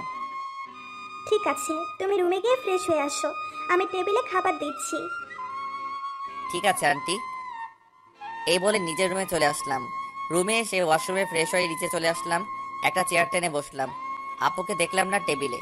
তখন আমি আন্টিকে বললাম, আন্টি আপু কোথায়? আপু খাবার খাবে না? ও তো খাবার খেয়ে রুমে চলে গেছে, তুমি খেয়ে নাও। ও। আমি আর কোনো কথা না বলে খাবার খেয়ে রুমে চলে আসলাম। দেখতে দেখতে আরো 10টা দিন চলে গেল। আপুর সাথে কথা বলতে গেলে আমার সাথে কথা বলে না। এই 10টা দিন অনেক কষ্টে কেটেছে। রিয়াদের বাসায় তেমন কষ্ট পাইনি, কারণ রিয়ার সাথে দুষ্টুমি করতে করতে দিন পার হয়ে গেছে। কিন্তু এখানে তো আপুই আমার সাথে সবসময় দুষ্টুমি করতো। আমি এখন বুঝতে পেরেছি আপুর সাথে কথা না বলতে পারলে আমি অচল। আপুর আগের দুষ্টুমিগুলো খুব মিস করছি। আমার মনে হয় আমিও আপুকে ভালোবেসে ফেলেছি। কিন্তু আন্টি আঙ্কেল কি আমাদেরকে মেনে নিবে? সমাজের মানুষ কি বলবে? আপুকে দেখি এখন সবসময় হাসি খুশি থাকে। কার সাথে যেন মোবাইলে সারাদিন কথা বলে। আপু কি তাহলে অন্য কাউকে ভালোবাসে? না, আমার মনের কথা আপুকে খুলে বলতে হবে। রাতে রাফিকে ফোন দিয়ে বললাম কলেজের সামনে দেখা করতে। রাফিকে বলে দেখি সে কি বলে। আমি একটা জামা গায়ে দিয়ে বাসা থেকে বেরিয়ে একটা রিক্সা নিয়ে কলেজের সামনে চলে গেলাম। কিছুক্ষণ পর দেখি রাফি বাইক নিয়ে আমার সামনে আসছে। রাফি বাইকটা সাইড করে আমার সামনে এসে বলল, কে রে, হঠাৎ জরুরি দেখা করতে বললি কেন? আসলে তোর সাথে একটা কথা আমি শেয়ার করি নাই, এখন না করেও পারছি না। কি কথা বল। তাহলে শোন। তারপর রিয়াদের বাসা এবং আপুদের বাসা থেকে সবকিছু খুলে বললাম। এখন তুই বলে আমি কি করব? আঙ্কেল আন্টি যদি জানতে পারে তাহলে তো আমাকে বাসা থেকে বের করে দিবে। তখন আমি কোথায় যাব? তোর এই বন্ধু থাকতে তোর কোনো সমস্যা নেই। তুই আপুকে তোর মনের কথা খুলে বল, পরেরটা পরে দেখা যাবে। আপু কি এখন আমাকে ভালোবাসবে? আমি তো তার মনে কষ্ট দিচ্ছি। হয়তো কিছুদিন তোর সাথে অভিমান করে থাকবে, তারপর এমনি অ্যাকসেপ্ট করে নিবে। আমার মনে হয় আপু অন্য কোনো ছেলেকে ভালোবাসে। সারাদিন দেখি কার সাথে যেন মোবাইলে হেসে হেসে কথা বলে। আগে তুই আপুকে মনের কথা খুলে বল, তারপর দেখ আপু কি বলে। যদি রাজি না হয় তারপরেও তুই আপুর পিছনে লেগে থাকবি। তোকে যদি সত্যি ভালোবাসে তাহলে দেখবি তোর সাথে বেশি দিন অভিমান করে থাকবে না, তুই আপুর সব অত্যাচার সহ্য করে নিবি। ঠিক আছে, আজকে আমি আপুকে মনের কথা খুলে বলবো। আমি আর থাকতে পারছি না। এই 10টা দিন আমি অনেক কষ্ট পেয়েছি। ওকে, চল তোকে বাসায় নামিয়ে দিই। ঠিক আছে চল। আমি রাফির বাইকে করে বাসায় চলে আসলাম। রাফি আমাকে নামিয়ে দিয়ে চলে গেল। বাসার ভিতরে ঢুকে দেখি একটা গাড়ি, কিন্তু গাড়িটা তো আঙ্কেলের না। তাহলে বাসায় কারা এসেছে? আমি দরজার সামনে দাঁড়িয়ে কলিং বেল চাপ দিলাম। খালা এসে দরজা খুলে দিল। আমি ভিতরে ঢুকে দেখি আপু শাড়ি পরে মেহমানদের সামনে বসে আছে। আবার একটা ছেলে দেখি তাদের সাথে আছে। আঙ্কেল দেখি বাসায়। সবাইকে অনেক খুশি খুশি লাগছে। আমাকে দেখে আঙ্কেল বলল, রাসেল, তুমি সকালে কোথায় গিয়েছিলে? আসলে আঙ্কেল রাফির সাথে ছিলাম। ও, তা দাঁড়িয়ে আছো কেন? বসো। দেখ, নাদিয়াকে ওরা দেখতে এসেছে। তাদের নাদিয়াকে পছন্দ হয়েছে। এখন বিয়ের দিন তারিখ ঠিক করবে। নাদিয়াপুর বিয়ের কথা শুনে আমার পায়ের নিচের মাটি সরে গেল। এখনই সবার সামনে বলতে ইচ্ছে করছে, নাদিয়াপু তুমি বিয়েটা করো না। আমি তোমাকে ছাড়া থাকতে পারবো না। আমি তোমাকে অনেক ভালোবেসে ফেলেছি, কিন্তু সেটা আর বলতে পারছি না। তাদের দেখে বোঝা যাচ্ছে তারা এই বিয়েতে অনেক খুশি। সবচেয়ে বড় কথা হলো আপুকেও দেখি অনেক খুশি। তাদের এই খুশির মাঝে আমার ভালোবাসার কথা বলতে পারবো না। আমি চাই না আমার কারণে তাদের খুশি নষ্ট হয়ে যাক। আর ছেলেটা দেখতে অনেক সুন্দর, আপুর সাথে ভালো মানাবে। আমি নিজের কষ্ট চেপে রেখে তখন আমি বললাম, তাহলে তো অনেক ভালো, তোমরা যেটা ভালো মনে করো। তোর কি ছেলেকে পছন্দ হয়েছে? ওনাকে পছন্দ না হওয়ার কি আছে? দেখতে অনেক সুন্দর, আপুর সাথে ভালো মানাবে।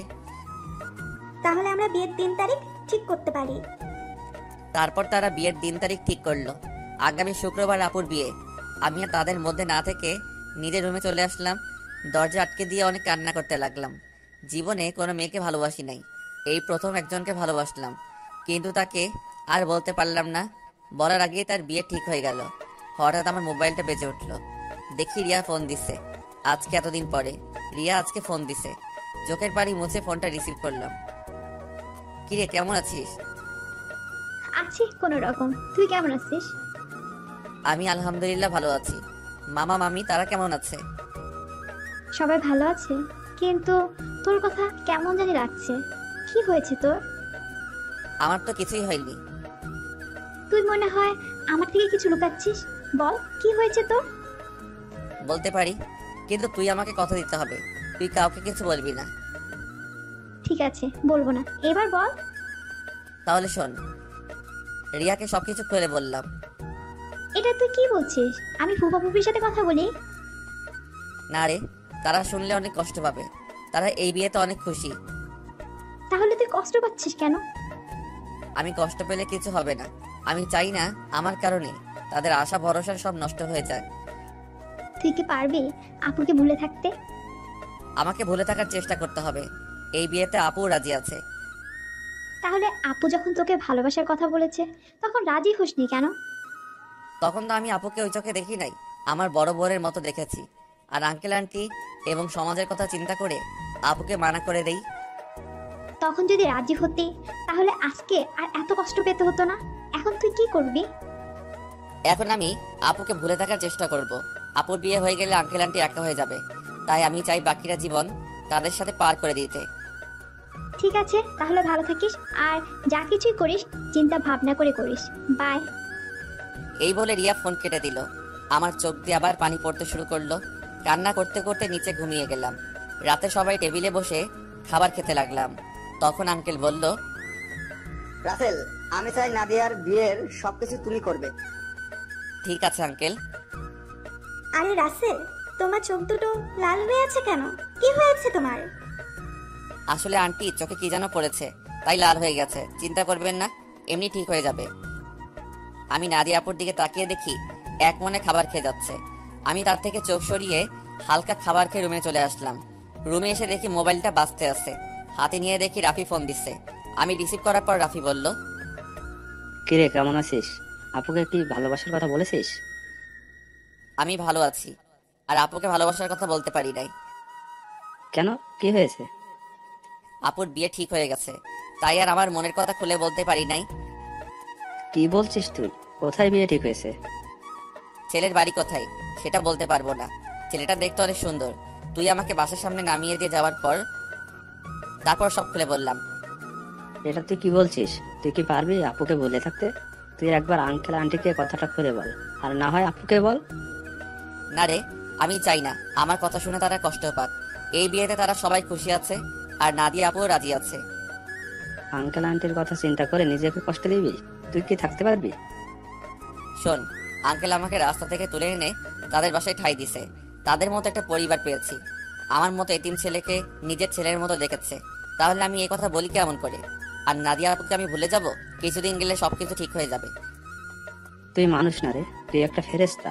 তোর মতো বন্ধু পাওয়া ভাগ্যের ব্যাপার। ঠিক আছে, ভালো থাকিস। কালকে থেকে বিয়ের সবকিছু আমাকে করতে হবে, আজকে আঙ্কেল বলেছে। ওকে, ভালো থাকিস, আল্লাহ হাফেজ। এই বলে রাফি ফোন কেটে দিল। আমি নিজেকে যতই শক্ত রাখার চেষ্টা করি, কিন্তু আমি তা পারছি না। বারবার আপুর চেহারাটা চোখের সামনে ভেসে আসছে। আর কিছু না ভেবে ঘুমিয়ে পড়লাম। সকালে ঘুম থেকে উঠতে দেরি হয়ে গেছে। আজকে আমাকে কেউ ডাকতে আসে নাই। মনে হয় কাজে কামে বিজি সবাই। আমি বিছানা থেকে নেমে ওয়াশরুমে চলে গেলাম। ফ্রেশ হয়ে একটা জামা গায়ে নিচে আসলাম। নিচে এসে একজনকে দেখে আমি পুরো অবাক হয়ে গেলাম। আর কেউ নয়, আপুর সাথে যে ছেলের বিয়ে ঠিক হয়েছে সেই ছেলে। আমি এখনো ওনার নাম জানি না। আমাকে দেখে ডাক দিল। আসসালামু আলাইকুম দুলা ভাই, কেমন আছেন? আলহামদুলিল্লাহ, ভালো আছি। তুমি কেমন আছো? আমিও ভালো আছি। দুলা ভাইয়ের নামটা তো জানা হলো না, তা হঠাৎ বিয়ের আগে শ্বশুর বাড়িতে? আমার নাম রনি। নিজের অফিস দেখাশোনা করছি, আর আজকে নাদিয়াকে নিয়ে মার্কেটে যাব বিয়ের কেনাকাটা করতে। আমি চাই নাদিয়ার পছন্দ মতো সবকিছু কিনে দিতে। খুব ভালো। তা আপু কোথায়? নাদিয়া রেডি হয়ে আসছে, তুমিও আমাদের সাথে চলো। না দুলা ভাই, আঙ্কেল আমাকে বিয়ের সবকিছুর দায়িত্ব দিচ্ছে। আমি নাস্তা করে বাইরে গিয়ে বিয়ের কার্ডের অর্ডার, ডেকোরেশন সবকিছু করে আসতে হবে। আমার হাতে অনেক কাজ। আপনি আপুকে নিয়ে যান। তোমার যখন কাজ আছে তাহলে তো আর জোর করা যাবে না। চলুন, নাস্তা করবেন। আমি বাসা থেকে করে এসেছি, তুমি করে নাও। ঠিক আছে বলে নাস্তা টেবিলে চলে আসলাম। খালা আমাকে নাস্তা দিয়ে গেল। হঠাৎ সিঁড়ির উপর চোখ গেল, দেখি আপু সুন্দরভাবে সেজে গুজে নিচে নামছে। আপুকে দেখতে অনেক সুন্দর লাগছে। আপু আমার দিকে তাকাতেই আমি চোখ সরিয়ে নিলাম। তারপর তারা দুজনে বাসা থেকে বেরিয়ে গেল। আমি হালকা নাস্তা করে বাসা থেকে বেরিয়ে রিক্সা নিয়ে রাফিদের বাসার সামনে চলে আসলাম। ভাড়া মিটিয়ে কলিং বেল চাপ দিলাম। কিছুক্ষণ পর রাফির আম্মু দরজা খুলে দিল। আসসালামু আলাইকুম আম্মু, কেমন আছো? এতদিন পর তোর এই আম্মুর কথা মনে পড়ছে? সরি আম্মু, আমার ভুল হয়ে গেছে। আর কখনো এমন ভুল করব না। ঠিক আছে, এখন ভিতরে আয়। রাফি তার রুমে আছে, তুই ওর রুমে যা। আমি কফি পাঠিয়ে দিচ্ছি। ঠিক আছে আম্মু। আমি ভিতরে ঢুকে ওপরে রাফির রুমে যেতে লাগলাম। এবার আপনাদের বলি, রাফির আম্মু জানে আমার আব্বু আম্মু নেই, আমি একটা এতিম ছেলে। তখন রাফির আম্মু আমাকে বলে, কে বলেছে তোর আব্বু আম্মু নেই? আজকে আমি তোর আম্মু। এখন থেকে আমাকে আম্মু বলে ডাকবি। এখন আমার দুই ছেলে। এরপর থেকে রাফির আম্মুকে আমি আম্মু বলে ডাকি। রাফির রুমে এসে দেখি রাফি বিছানায় শুয়ে মোবাইল টিপতে আছে। আমাকে দেখে উঠে বসলো। কিরে, তুই কখন আসলি? এই তো কিছুক্ষণ আগে। তা তুই আসবি, আমাকে তো বললি না। আমি তো এমনি আসি নাই। আপুর বিয়ের সব দায়িত্ব আঙ্কেল আমাকে দিছে। আমি তো একা একা সবকিছু করতে পারবো না, তাই তোকে দিয়ে সবকিছু করব। নিজের ভালোবাসার মানুষের বিয়ের সব দায়িত্ব তুই পালন করবি, তোর কি একটু কষ্ট হচ্ছে না? কষ্ট হলে তো কিছুই করার নেই। আঙ্কেল আন্টি সুখের জন্য আমি সবকিছু করতে রাজি আছি। এখন তাড়াতাড়ি রেডি হয়ে নে, হাতে অনেক কাজ আছে। ঠিক আছে, তুই বস, আমি ফ্রেশ হয়ে আসছি। এই বলে রাফি ওয়াশরুমে ঢুকে ফ্রেশ হয়ে আসলো। আম্মু এসে আমাদেরকে কফি দিয়ে গেল।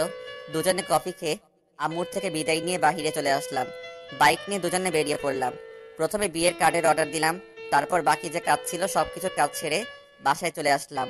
রাফি আমাকে বাসার সামনে নামিয়ে দিয়ে চলে গেল। আমি বাসার ভিতরে ঢুকে কলিং বেল চাপ দেওয়ার পর খালা এসে দরজা খুলে দিল। সব কাজ শেষ করে আসতে সন্ধ্যা হয়ে গেছে। আমি আর বাহিরে দুপুরে খাবার খেলাম। ভিতরে ঢুকে দেখে আঙ্কেল আন্টি সোফায় বসে কফি খাচ্ছে আর কথা বলছে। আমাকে দেখে আঙ্কেল ডাক দিল। আমি গিয়ে তাদের পাশে বসলাম। রাসেল, সব কাজ কি শেষ? জি আঙ্কেল, কালকে সকালে ডেকোরেশনের সব লোক মালপত্র নিয়ে চলে আসবে। আর বিয়ের কার্ড কালকে বিকালে নিয়ে আসতে বলছে। ফুলের লোক গায়ে হলুদের দিন সকালে আসবে। ঠিক আছে, তুমি এখন রুমে গিয়ে ফ্রেশ হয়ে কিছুক্ষণ রেস্ট নাও, কালকে আবার কাজে লেগে পড়তে হবে।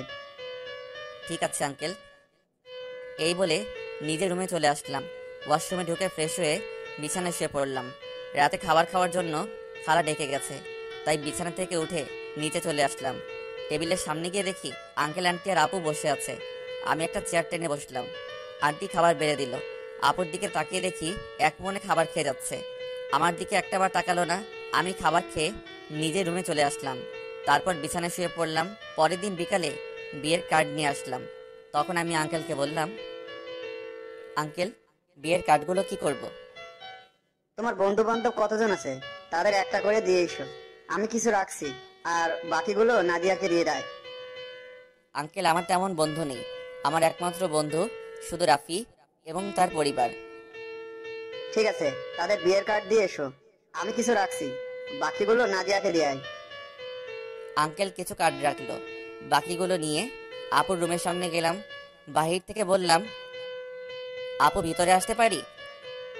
হুম, আয়। আমি ভিতরে ঢুকে দেখি আপু বিছানায় বসে আছে। কিন্তু অবাক করার বিষয় হলো আপুর চোখ দুটো লাল হয়ে আছে। আমাকে দেখে বলল, কেন এসেছিস? আসলে আপু, আঙ্কেল বলেছে বিয়ের কার্ডগুলো তোমাকে দিতে, তোমার বন্ধু বান্ধবকে দেওয়ার জন্য। ঠিক আছে, রেখে যা। আমি বিছানার উপরে কার্ডগুলো রেখে যেই না রুম থেকে বেরিয়ে যাব, তখন আপু আমাকে পেছন থেকে জড়িয়ে ধরে কান্না করে দিল। আমি আপুকে আমার দিকে ঘুরিয়ে বললাম, আপু তুমি কান্না করছো কেন? তুই কি মানুষ নাকি অন্য কিছু? আপু হঠাৎ এই কথা বলল কেন? আমাকে রিয়া ফোন করে সব বলে দিছে। তুই আমাকে ভালোবাসার কথা বললি না কেন? আমি তোমাকে যেদিন বলতে যাব সেদিন দেখি তোমাকে ছেলেপক্ষ দেখতে এসেছে, তাই আর বলি নাই। তুই তো আমাকে একটাবার বলে দেখতি তোকে আমি এখনো অনেক ভালোবাসি। সেটা আর কখনো সম্ভব না। তোমার বিয়ে ঠিক হয়ে গেছে। এই বিয়েতে আঙ্কেল আন্টি অনেক খুশি। আমি চাই না তাদের মনে কষ্ট দিতে। তুই মা বাবার সুখের কথা চিন্তা করে নিজের ভালোবাসা কোরবানি দিবি? এছাড়া আমার কোনো উপায় নেই। ঠিক আছে, তুই যখন মা বাবার সুখের কথা চিন্তা করে আমাকে বিয়ে করবি না, তাহলে আমি রনিকে বিয়ে করব। কিন্তু কখনো রনিকে স্বামীর অধিকার দিব না। আমি তোকে ভালোবাসি আর সারা জীবন বেঁচে যাব। আপু তুমি এমন পাগলামি করো না। আমাকে তুমি ভুলে যাও। নিজের বাবা মার কথা একটাবার চিন্তা করো। তোমার এই বিয়েতে তারা অনেক খুশি। তুই আমার রুম থেকে বেরিয়ে যা। যে ছেলে নিজের ভালোবাসার মানুষকে অন্য ছেলের হাতে তুলে দিতে রাজি আছে, সে কখনো কাউকে ভালোবাসতে পারে না। আমি আর কোনো কথা না বলে নিজের রুমে চলে আসলাম। নিজের চোখ দিয়ে 2 ফোঁটা পানি পড়ে গেল। আপু, আমি তোমাকে অনেক ভালোবাসি। তুমি যদি আমার জায়গায় হতে তাহলে তুমি তাই করতে। আমার কিছু করার নেই। দেখতে দেখতে বিয়ের দিন চলে এসেছে। আপুর বিয়েতে সবাই এসেছে। আজকে আপুর গায়ে হলুদ। আপুকে স্টেজে আনা হয়েছে। এক এক করে সবাই আপুকে হলুদ লাগাতে লাগলো। আমি একটু দূরে দাঁড়িয়ে দাঁড়িয়ে দেখতে লাগলাম। হলুদ শাড়িতে আপুকে অনেক সুন্দর লাগছে, যেন একটা পরী সামনে বসে আছে। রিয়া আমার সামনে এসে বলল, কি রে, এখানে দাঁড়িয়েছিস কেন?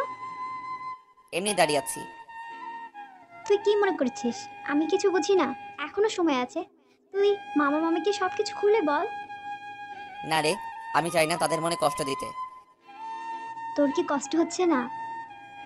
আমি চুপ হয়ে গেলাম। মনে মনে বললাম, আমার ভিতরটা ফেটে যাচ্ছে, কিন্তু আমি এখন কি করব?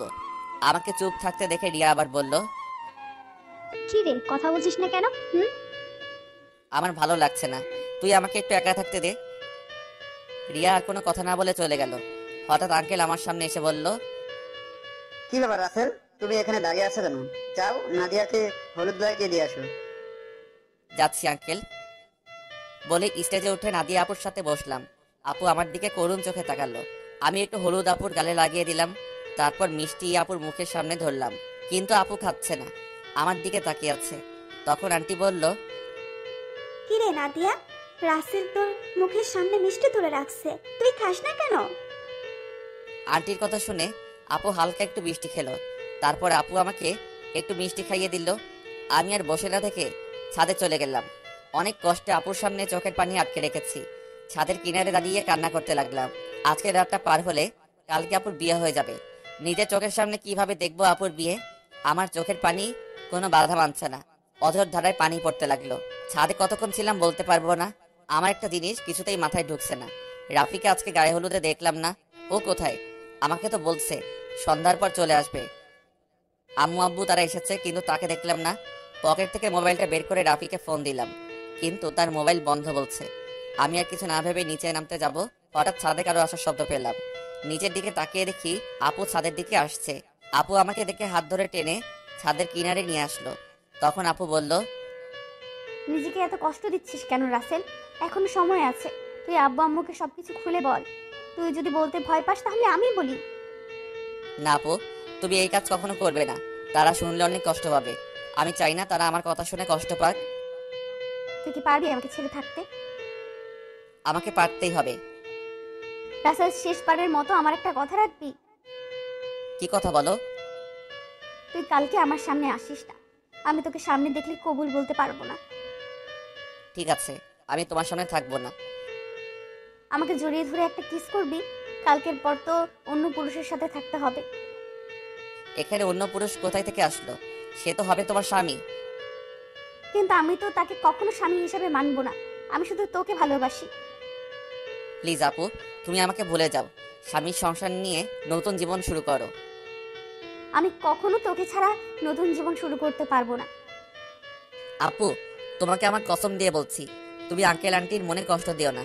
সব বাবা মা চায় তার মেয়ে যেন সুখী থাকে। ঠিক আছে, তুই যা বলছিস তাই হবে। এখন আমাকে শেষবারের মতো জড়িয়ে ধরে একটা কিস কর। তোর কাছে এটাই আমার শেষ চাওয়া। আপু, তোমাকে জড়িয়ে ধরতে পারবো, কিন্তু কিস করতে পারবো না। এটা একমাত্র তোমার স্বামীর অধিকার। ঠিক আছে, তাহলে জড়িয়ে ধর। আমি আপুকে জড়িয়ে ধরলাম। আপু শুধু চোখের পানি ফেলছে। আমাকে কিছুক্ষণ জড়িয়ে ধরে নিচে নেমে গেল। পরের দিন আমি কাজে বিজি থাকতে শুরু করলাম। সবকিছু ঠিকঠাক মতো দেখিয়ে দিতে লাগলাম। কিছুক্ষণ পর আম্মু আমার সামনে আসলো।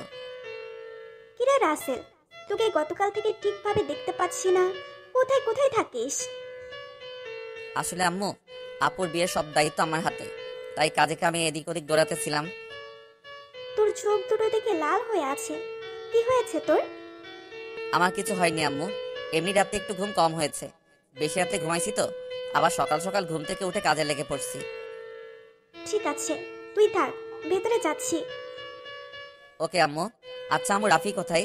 কালকে থেকে রাফিকে দেখছি না, ওর মোবাইলও বন্ধ। আমাকে তো বলছে তার কি একটা কাজ আছে, তাই সে আসতে পারবে না। কিন্তু আজকে দুপুরে চলে আসবে বলছে। মোবাইল বন্ধ কেন সেটা তো বলতে পারবো না। ও, আম্মু আর কোনো কথা না বলে চলে গেল। আমি আবার কাজে লেগে পড়লাম। দেখতে দেখতে দুলে আসার সময় হয়ে গেছে। এদিকে আমার সবকিছু ঠিকঠাক মতো হয়ে গেছে। আমি রুমে এসে ফ্রেশ হয়ে একটা পাঞ্জাবি গায়ে দিয়ে রুম থেকে বেরিয়ে যেতেই হঠাৎ রিয়া আমার রুমে আসলো। কিরে, তুই হঠাৎ আমার রুমে? রাসেল, তোর অনেক কষ্ট হচ্ছে তাই না রে? আমি সব কষ্ট মাটি চাপা দিয়ে দিছি। হয়তো নাদিয়া আপু আমার কপালে ছিল না, তাই এরকম আমার সাথে হয়েছে। আমি তার জন্য দোয়া করি, সে যেন স্বামীর সংসার নিয়ে সুখে থাকে। তোকে কিছু বলার ভাষা নেই আমার। তুই আসলে মানুষ না, তুই একটা ফেরেশতা। ঠিক আছে, দুলে আসার সময় হয়ে গেছে, এখন বাহিরে যেতে হবে। চল দুজনে একসাথে যাই। ঠিক আছে, চল। আমি আর রিয়া রুম থেকে বেরিয়ে গেটের সামনে গেলাম। দেখি জামাই চলে এসেছে। আমি জামাইকে দেখে অন্যদিকে চলে গেলাম। সবাই জামাইকে নিয়ে ভিতরে ঢুকলো, তারপর স্টেজে নিয়ে বসালো। কিছুক্ষণ পর নাদিয়া আপুকে নিয়ে আসলো। আজকে আপুকে লাল বেনারসিতে অনেক সুন্দর লাগছে। আপুকে জামাইয়ের সাথে বসানো হলো। তারপর চারদিকে তাকাতে লাগলো, হয়তো আমাকে খুঁজতে আসছে, কিন্তু আমি লুকিয়ে লুকিয়ে তাকে দেখছি। কিছুক্ষণ পর কাজী এসে বিয়ে পড়াতে লাগলো। যখন নাদিয়া আপুকে কবুল বলতে বলল, তখন আপু চুপ করে আছে। সবাই আপুকে বলছে কবুল বলার জন্য, কিন্তু আপু বলছে না। যেই না আপু সবার জোরাজোরিতে কবুল বলতে যাবে, তখন হঠাৎ রাফি কোথা থেকে এসে বলল, এই বিয়ে বন্ধ করুন। কি হয়েছে রাফি, তুমি বিয়ে বন্ধ করতে বললে কেন? আপনারা যার সাথে আপুর বিয়ে দিচ্ছেন তার সম্বন্ধে ভালো করে খোঁজখবর নিয়েছেন? কি বলতে চাও তুমি? সবাই তো বলছে ছেলে ভালো। এই ছেলে ভালো না, ও একটা মেয়েকে বিয়ে করবে বলে তার সবকিছু কেড়ে নিয়ে গেছে। তোমার কাছে কি প্রমাণ আছে যে রনি খারাপ ছেলে? আমি জানতাম আপনারা এটাই বলবেন, তাই তো ওই মেয়েটাকে সাথে করে নিয়ে এসেছি। কোথায় আপু, সামনে এসো। রাফির কথা শুনে একটা মেয়ে সবার সামনে আসলো। মেয়েটাকে দেখে রনির চোখ বড় বড় হয়ে গেল। তখন রাফি বলল, বোন, তুমি সবার কাছে সত্যিটা খুলে বলো। আমার নাম মিম। রনির আর আমার 1 বছরের রিলেশন। সে আমাকে বিয়ে করবে বলে আমার সব কিছু কেড়ে নিয়ে গেছে। কিছুদিন আগে সে আমাকে বলে তাকে ভুলে যেতে, তার নাকি অন্য জায়গায় বিয়ে ঠিক হয়ে গেছে। আমার সাথে নাকি প্রেমের অভিনয় করছে। আমার ছেলে যে তোমার সাথে খারাপ কিছু করেছে তার কি প্রমাণ আছে? আমার মোবাইলে আমার আর রনির একসাথে ছবি আছে এবং কিছু নেগেটিভ ছবিও আছে, চাইলে দেখতে পারেন। বলে মোবাইলটা রনির বাবার হাতে দিল। তখন রনির আব্বু বলল, আমি তোমাদের দুজনের ছবি শুধু দেখেছি, আর ওগুলো দেখতে চাই না। রহমান সাহেব, আপনি আমাকে ক্ষমা করে দিন। আমি জানতাম না আমার ছেলে এতটা খারাপ। যদি জানতাম তাহলে কখনো আপনার মেয়ের জন্য বিয়ের প্রস্তাব নিয়ে আসতাম না। আমি আজকে ওদের দুজনকে বিয়ে দিব। পারলে আমাকে মাফ করে দিবেন। এই বলে রনির বাবা মিম এবং রনিকে নিয়ে তারা বাসা থেকে বেরিয়ে গেল। সবাই এখন চিন্তা করছে নাদিয়ার কি হবে। তখন আঙ্কেল বলল, এখন আমার মেয়েটার কি হবে? এখন কে ওকে বিয়ে করবে? তখন রাফি আর রিয়া আঙ্কেলের সামনে গিয়ে বলল, আঙ্কেল, আপনি কোনো চিন্তা করবেন না, আপুর বিয়ে আজকে এবং এখনই হবে। তুমি কি বলছো রাফি? আমার মেয়েকে বিয়ে করবে? আমি তোর কথা কিছুই বুঝলাম না। তুই কার কথা বলছিস? সে আর কেউ নয়, আমি রাসেলের কথা বলছি। রাসেল আর নাদিয়া আপু দুজনকে পাগলের মতো ভালোবাসে। শুধু আপনাদের সুখের কথা চিন্তা করে নিজের ভালোবাসা কোরবানি দিতে চেয়েছে। কারণ মামা, তুমি ওকে রাস্তা থেকে তুলে নিয়ে এসে বাসায় ঠাই দিয়েছো, তাই তোমাদের নুন খেয়ে তোমাদের মন নষ্ট করতে দিতে চাইনি। আমি আপনাদের সবকিছু খুলে বলি। তারপর সবকিছু খুলে বললাম। আঙ্কেল রাফির কথা শুনে আমার সামনে সে ঠাস করে একটা থাপ্পড় মেরে বলতে লাগলো, নিজেকে খুব মহান মনে করছিস তাই না? তোকে আমি বাইরের ছেলে মনে করেছি। তুই কেন এমন করছিস? আমি তোমাদের সাথে প্রতারণা করতে পারবো না। আমি আপনাদের দুজনকে সবসময় নিজের মা বাবার মতো দেখে এসেছি। আপনি একটা এতিম ছেলেকে ঠাই দিয়ে নতুন জীবন দিয়েছেন। আমি কি করে আপনাদের মনে কষ্ট দেই? আরে, আমি তোকে কখনো অন্যভাবে দেখিনি। আমি তোকে নিজের ছেলের মতো জানি। তুই আমাদের কাছে একটা বার বলে দেখতি, আমি কখনো মানা করতাম না। এটা শুনে আমি আরো খুশি হয়েছি। আচ্ছা, তোর কথা বাদ দিলাম। নাদিয়া তো আমাদের খুলে বলতে পারতি।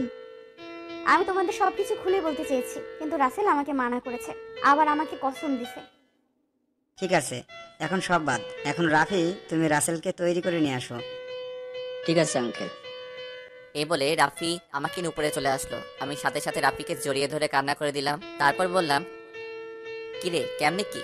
আমার পাঠক পাঠিকারা তো কিছুই বুঝতে পারছে না, একটু সবাইকে খুলে বলো। ঠিক আছে, বলছি। আমি গতকাল দুপুরে মার্কেটে যাচ্ছিলাম আপুর বিয়ের উপহার কিনতে।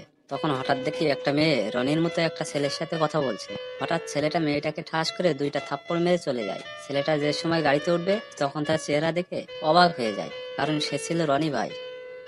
আমি আর দাঁড়িয়ে না থেকে মেয়েটার কাছে গেলাম। তখন তাকে জিজ্ঞেস করি, ওই ছেলেটার সাথে তোমার কি সম্পর্ক? তারপর মেয়েটি সব খুলে বলে। কি বলেছে আপনারা তো সব জানেন। তুই মিমের সব কথা শুনে কি বলছিস? আমি ওর কথা শুনে তাকে নিয়ে বাসায় চলে আসলাম। আব্বু আম্মুকে বললাম, আমার বন্ধু, তোমরা সবাই বিয়ে বাড়িতে চলে যাও, আমি বিয়ের দিন যাব। আমার বন্ধুর সাথে আমার কিছু কাজ আছে। আব্বু আম্মু পরে কিছু বলে নাই? মানে একটা মেয়ের সাথে তোর কি কাজ? তুই তো জানিস আব্বু আম্মু আমাকে অনেক বিশ্বাস করে, তার ছেলে কখনো খারাপ কাজ করবে না। আব্বু আম্মু চলে আসার পর কোন রকম রাতটা কাটিয়ে পরের দিন বিয়ে বাড়িতে নিয়ে আসলাম। আমি সবার সামনে রনির মুখোশ খুলে দেওয়ার জন্য বিয়ের দিন মিমকে নিয়ে আসি। আজকে তোর কারণে আমার ভালোবাসার মানুষকে আপন করে পেয়েছি। তোর এই ঋণ কখনো শোধ করতে পারবো না। হয়েছে, তোর ঋণ শোধ করা লাগবে না, শুধু আমার একটা হেল্প করে দিতে হবে। বল তোর কি হেল্প লাগবে?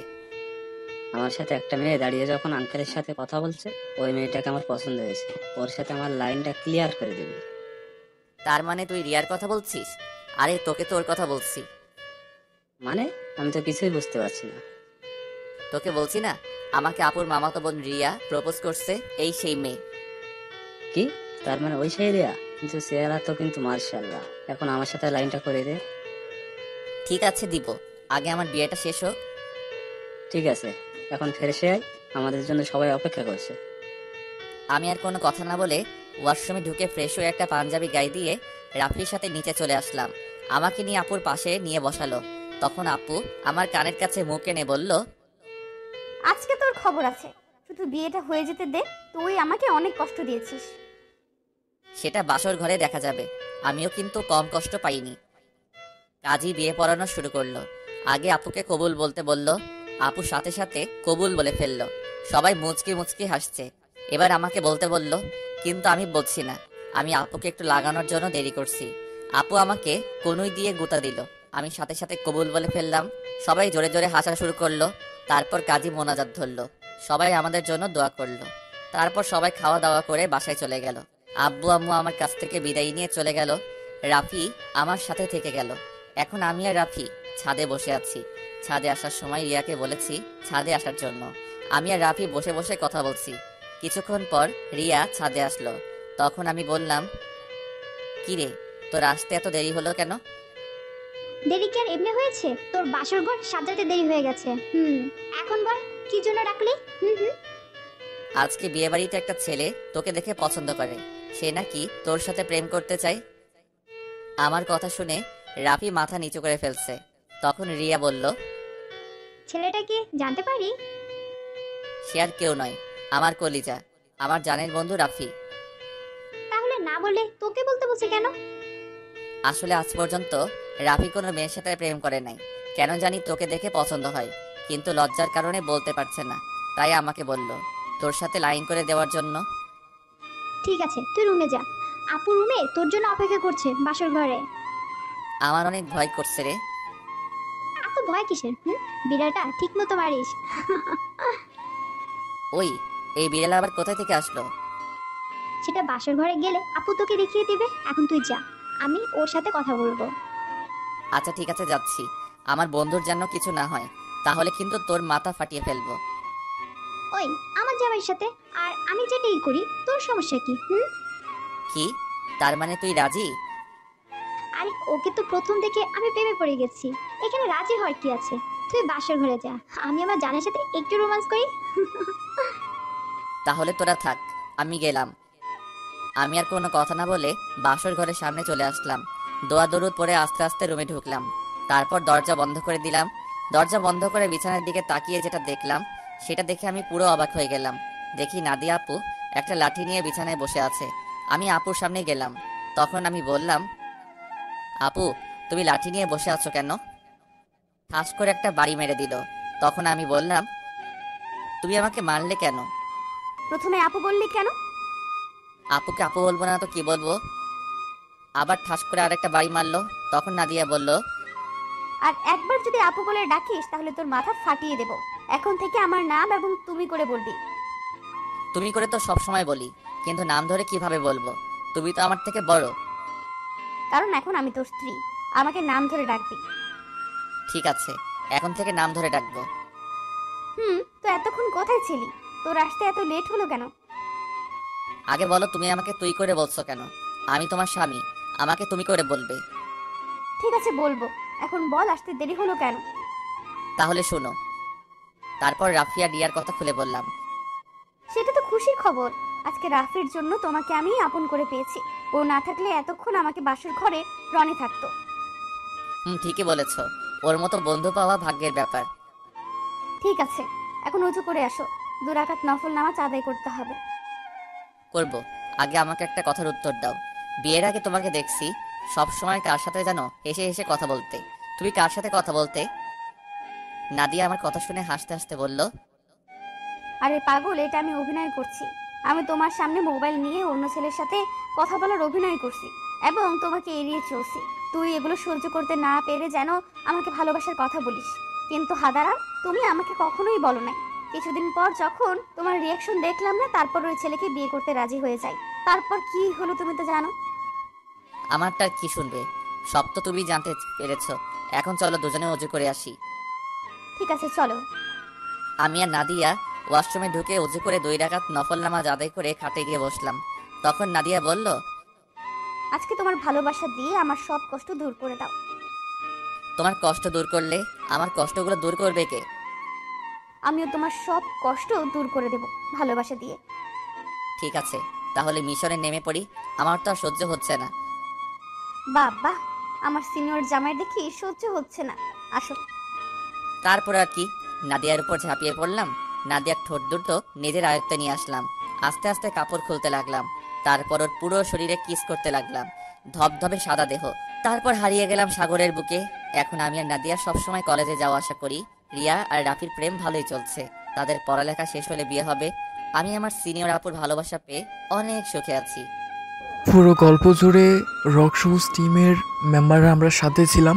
গল্পটি ভালো লাগলে অবশ্যই শেয়ার করে আমাদের সাথে থাকবেন। আপনাদের সাপোর্ট ভালোবাসা পেলে আমরা প্রতিনিয়ত নতুন নতুন গল্প লিখতে উৎসাহিত হব। আসসালামু আলাইকুম, আল্লাহ হাফেজ।